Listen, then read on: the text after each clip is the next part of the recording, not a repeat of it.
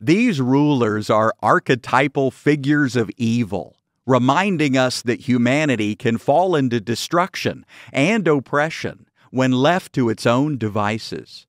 In the Bible, kings and conquerors who oppress Israel often do so as a consequence of the sin of Israel.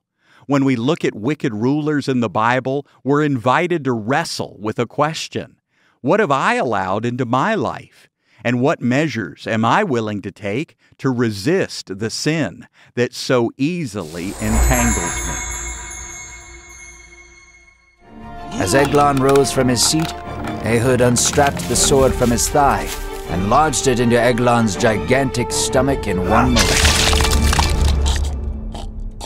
Eglon's fat wrapped around the blade and closed it into his belly. Entrails and dung came spewing out of Eglon as he fell to the floor and died.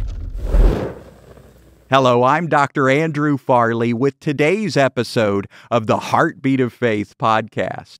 Each day we explore different biblical themes, motifs, and images. Each day we see more and more that every story in the Bible is but one thread beautifully interwoven into a tapestry, ultimately showcasing the goodness of God. Today we begin a deeper look into evil, exposing it and bringing it to light.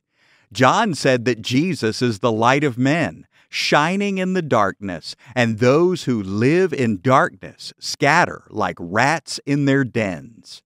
One way God seeks to expose evil is by thwarting the efforts of evil and cruel rulers. The Bible has many stories of God working against kings and queens of corruption. One such example is that of King Ahab and Queen Jezebel in the book of 1 Kings.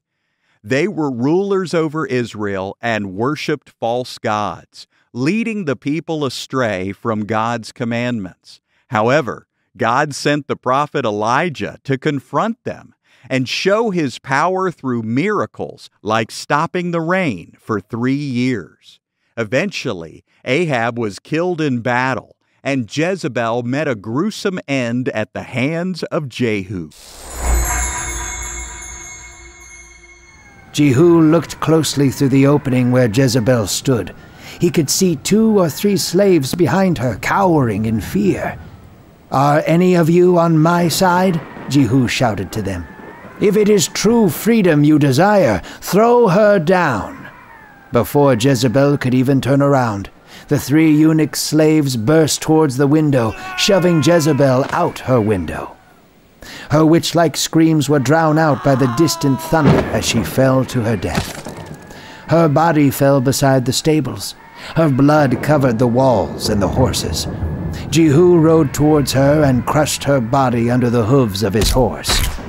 For minutes, Jehu made his horse trample her body. The sound of cracking bone and squishing flesh filled Jehu's ears. He paid no attention to it. He and many others had suffered miserably under Jezebel's wicked rituals. She had killed many people and stolen the innocence of Israel. All of Jehu's righteous rage that had been pent up for dozens of years unleashed on her lifeless corpse. As the thunder boomed, Jehu's horse delivered each blow with violent force. Daniel witnessed several kings rise and fall during his years as a captive. King Nebuchadnezzar was a powerful ruler who demanded worship as a god. But when he became too proud, God humbled him by causing him to live like an animal for 7 years until he acknowledged God's sovereignty. "Nebuchadnezzar, your kingdom shall be stripped from you. You shall dwell with the beasts until you truly know that it is the Most High who rules all kingdoms." And in that instant, a madness came upon the king. He writhed and panted like a dog, and his mind wandered into a place of true insanity. He ran like an animal into the wilderness and lived among the beasts. Over time his hair grew long and his nails grew like claws. He ate grass like an ox and was greasy and wet with the filth of the earth. For 7 years Nebuchadnezzar was mad like an animal. His beastly demeanor revealed the sickness that had been in his heart all along. He was a beast of a king. He followed every debased desire that came into his heart. He murdered and stole. He raped and he pillaged. He was a beast long before the madness. Through these stories and others like them, we see that even the most powerful rulers are subject to God's authority, and justice will ultimately be served. James chapter 4 reminds us that God resists the proud, but He gives grace to the humble. These rulers are archetypal figures of evil, reminding us that humanity can fall into destruction and oppression when left to its own devices. In the Bible, kings and conquerors who oppress Israel often do so as a consequence of the sin of Israel. This was grossly personified in the book of Judges under the oppression of King Eglon.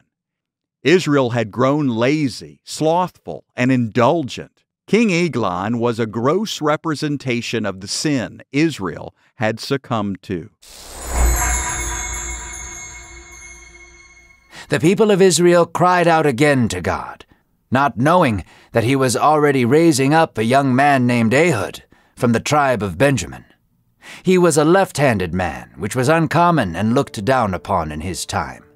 Yet his skill as a warrior and master of deception were exactly what the people of Israel needed. So God provided.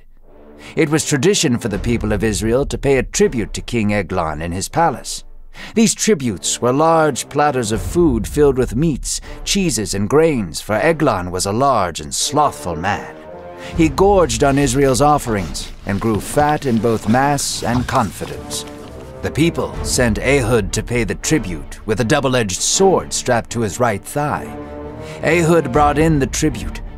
"Hail the king," he said. "I have brought you your tribute." Ehud then leaned over to the king's side and whispered, "I have secret news from some spies in Israel, my king." Eglon's interest and concern rose. He shooed away his guards and rose from his seat to speak with Ehud. As Eglon rose from his seat, Ehud unstrapped the sword from his thigh and lodged it into Eglon's gigantic stomach in one motion. Eglon's fat wrapped around the blade and closed it into his belly. Entrails and dung came spewing out of Eglon as he fell to the floor and died. Ehud dragged the king's massive body into his restroom. The guards heard a noise and entered into the king's chambers. They heard a stirring in the lavatory and did not want to bother the king while he was relieving himself. While they delayed, Ehud escaped through the hole where the excrement was released and crawled to safety. Moments later, the guards opened the doors to see the king dead on the floor. When we look at the wicked rulers in the Bible, we're invited to wrestle with a question. What have I allowed into my life, and what measures am I willing to take to resist the sin that so easily entangles me? The story of Ehud is a perfect example of somebody who broke the cycle of sin and swam upstream.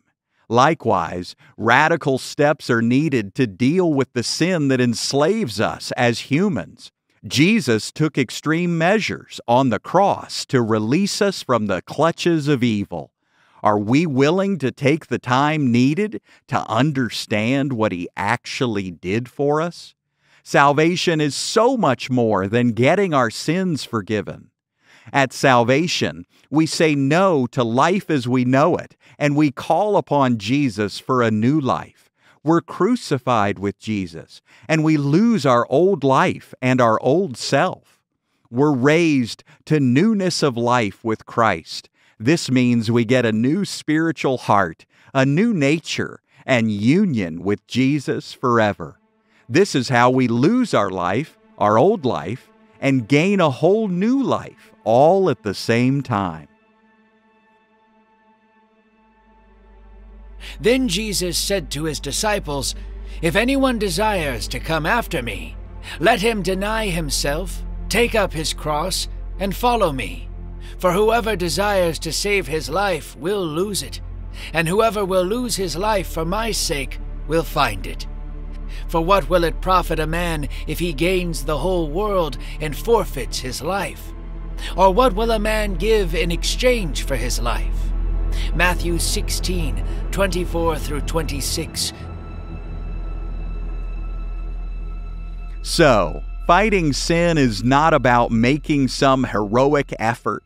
Instead, it's about banking on the heroic effort of Jesus' finished work. We can count ourselves dead to sin and alive to Him. So next time that evil thought hits the gateway of your mind, count on the truth that you're dead to it, that you don't really want it, that you really are new at the core, that Jesus is the hero who's already won the battle against evil in your life. Count on His victory to be victorious. Thank you for listening to the Heartbeat of Faith podcast. If you enjoyed today's episode, please leave us a review and let us know how this series has impacted your life.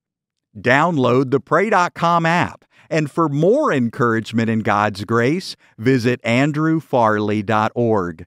That's andrewfarley.org.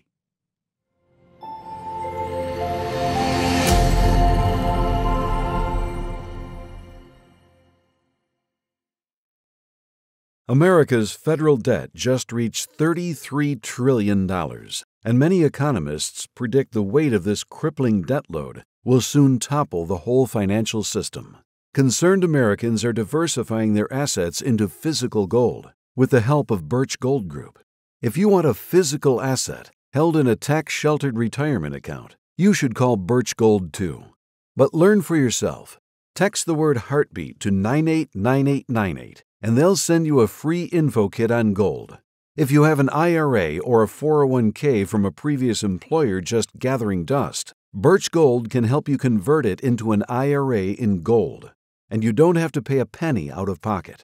Text Heartbeat to the number 989898 to claim your free info kit on gold. There's no cost or obligation, so do it now. Text Heartbeat to 989898.